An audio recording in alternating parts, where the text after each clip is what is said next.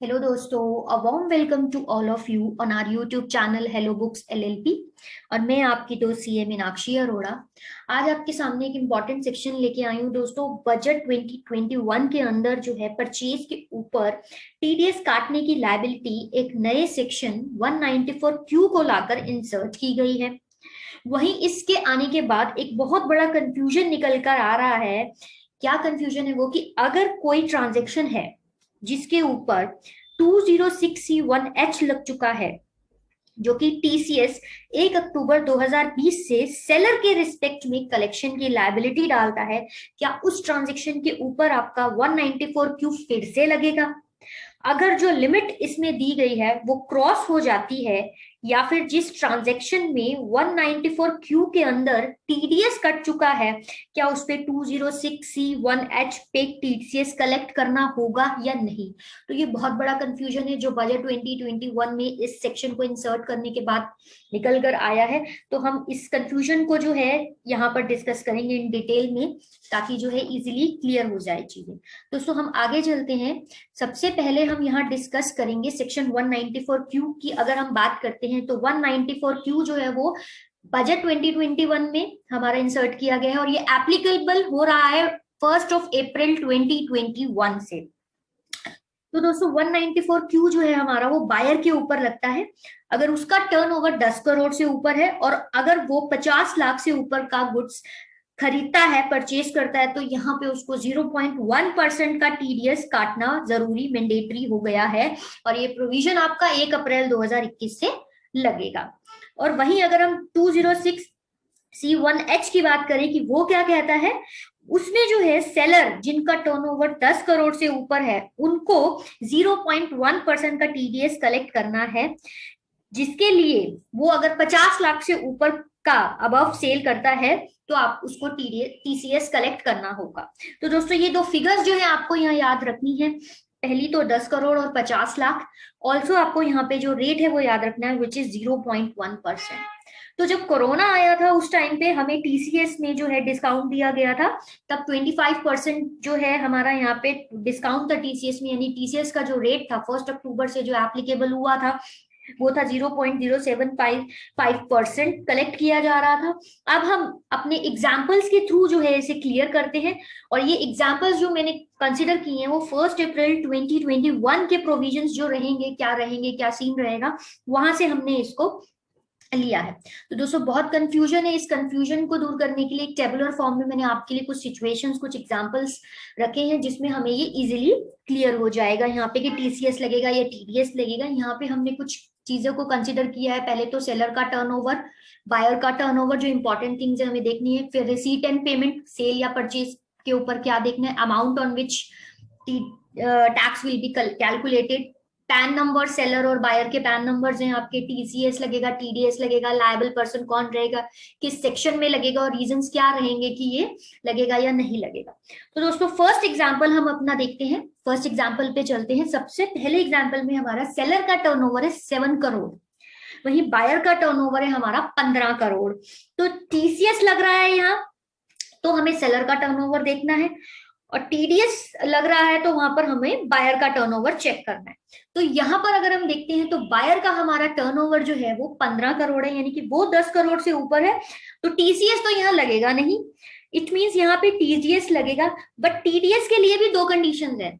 सिर्फ ये नहीं है कि आपने बायर का टर्नओवर देख लिया 10 करोड़, एक तो है कि आपने टर्नओवर 10 करोड़ से ऊपर होना चाहिए, और दूसरा जो हम गुड्स परचेज कर रहे हैं, जो भी हम माल खरीद रहे हैं, वो 50 लाख से ऊपर का होना चाहिए। तो यहाँ पर हमारा 58 लाख का जो है हम गुड्स परचेज कर रहे हैं, तो 50 लाख से अबव हुआ, यहाँ पे 8 लाख के ऊपर जो है आपका टीडीएस लगेगा। ये चीज आपको ध्यान रखनी है। और पैन नंबर भी मोस्ट इंपॉर्टेंट है यहाँ पर, लेकिन हमारा अवेलेबल है पैन नंबर अवेलेबल है या नहीं है वो हम आगे के एग्जांपल्स में देखेंगे कि उस केस में क्या होगा। फिलहाल हम यहाँ पे देखते हैं कि हमारा पैन नंबर जो है वो अवेलेबल है। बायर को देखना है कि सेलर का पैन नंबर अवेलेबल है या नहीं, क्योंकि बायर के पास तो लायबिलिटी है टीडीएस काटने की, वो टीडीएस काटेगा 0.1% का, इसीलिए उसे जो है पैन नंबर देखना है। तो टीडीएस यहाँ पे डिटेक्ट करना है बायर को 0.1% का, यहाँ पे पैन नंबर अवेलेबल है सेलर का। और जो टीसीएस यहाँ पर नहीं लगेगा, टीडीएस डिडक्ट करना है बायर को। लायबल पर्सन यहाँ पर है आपका बायर, कौन से सेक्शन के अंदर, 194Q के अंदर जो है ये लगेगा। एक्सक्लूजन सेक्शन यहाँ क्या रहेगा, जो 206C1H है उससे आउट ऑफ स्कोप में रहेगा ये, यानी कि सेलर का टर्नओवर यहाँ पे रीजन ये है कि 10 करोड़ से कम है, इसलिए यहाँ पर टीडीएस लगेगा। तो ये हमारा क्लियर होता है फर्स्ट एग्जाम्पल के। अब हम सेकंड एग्जाम्पल पे चलते हैं। सेकंड एग्जाम्पल में हमारा जो फर्स्ट कंडीशन है वो फुलफिल हो गई है। यहाँ सेलर का टर्नओवर जो है वो 18 करोड़ है और बायर का टर्नओवर 9 करोड़ है। तो यहाँ पे सेलर के लिए कंडीशन फुलफिल हो गई है कि यहाँ पे जो है 10 करोड़ से ऊपर का है और जो सेल यहाँ पर हुई है, जो पैसा है वो 52 लाख रुपए का है, यानी कि 50 लाख से ऊपर है यहाँ पर। तो 2 लाख के ऊपर जो है वो टैक्स कलेक्ट करना होगा। पैन नंबर यहाँ पर आपका बायर का जो है वो अवेलेबल है, यहाँ सेलर को देखना होगा है या नहीं, क्योंकि सेलर विल डिडक्ट कलेक्ट करेगा टीसीएस। तो यहाँ पर वही 0.1% का टीसीएस लगेगा। सेलर लायबल रहेगा, 206C1H सेक्शन लग जाएगा आपका। बायर का टर्नओवर 10 करोड़ से कम है, इसीलिए यहाँ पर आपका जो है टीडीएस नहीं लगेगा। Now let's come to example number 3 which is most important example for you। यहाँ पे हमारा जो है सेलर का टर्नओवर 14 करोड़ है, बायर का टर्नओवर 16 करोड़ रुपए है।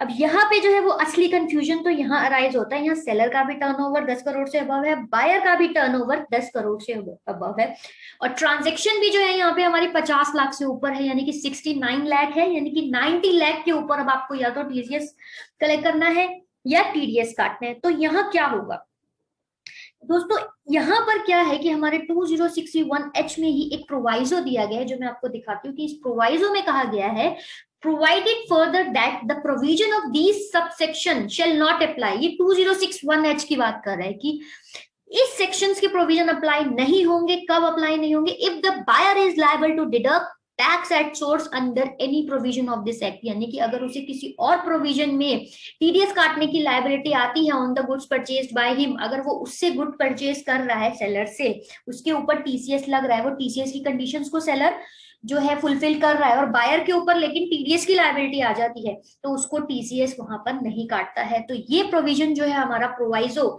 सेक्शन जो है 206C1H का, वो इस थर्ड एग्जाम्पल पर एप्लीकेबल होता है। यानी कि यहाँ पर जो है आपका इस सेक्शन में यहाँ कहा गया है कि ऐसा कोई कंडीशन अगर आता है जिसमें दोनों एप्लीकेबल हो, टीडीएस या टीसीएस, तो जो टीडीएस है वहां प्रिवेल कर जाएगा।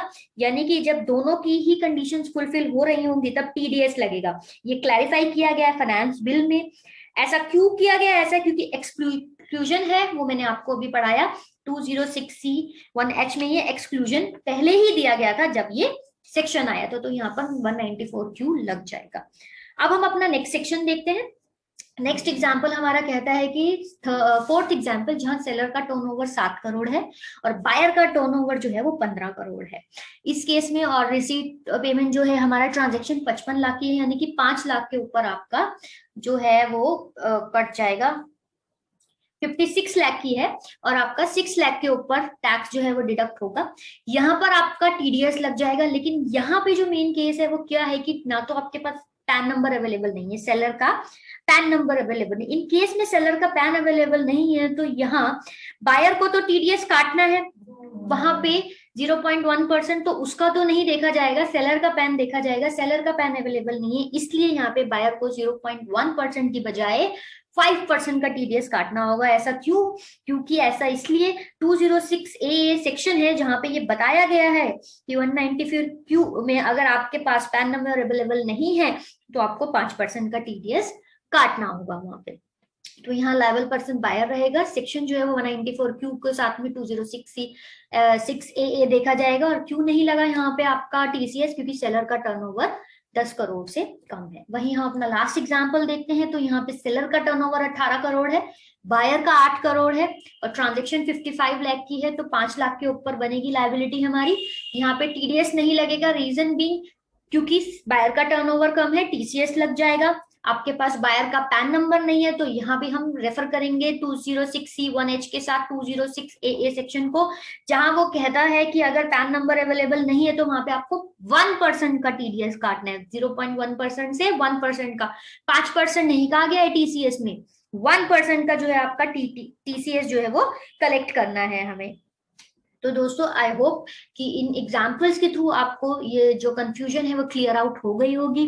दोस्तों ये जो वीडियो है वो आपके लिए बहुत इंपॉर्टेंट होने वाली है, इसे ज्यादा से ज्यादा लोगों के साथ शेयर कीजिए, लाइक कीजिए, और हमारे YouTube channel Hello Books LLP को सब्सक्राइब कीजिए। Thank you very much.